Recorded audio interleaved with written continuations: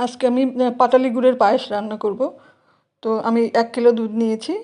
প্রথমে আমি দুধটা বেশ খানিকক্ষণ জাল দিয়ে একটু ঘন করে নেব। দুধ জাল হতে হতে আমি চালটা মেপে নেব। আমি 2 মুঠ গোবিন্দভোগ চাল নিয়েছি।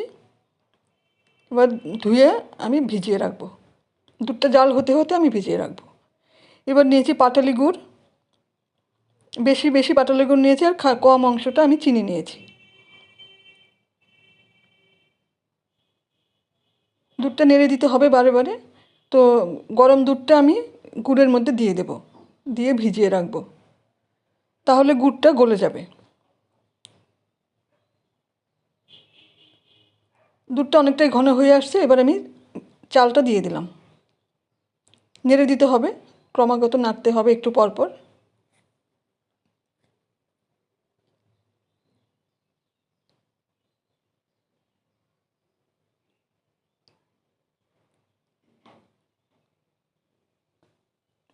চালটা প্রায় সেদ্ধ হয়ে এসছে, আমি অনেকক্ষণ ধরে জাল দিয়েছি। এই সময় আমি চিনিটা দিয়ে দেব। মিষ্টিটা যে যার স্বাদ মতন দেবে।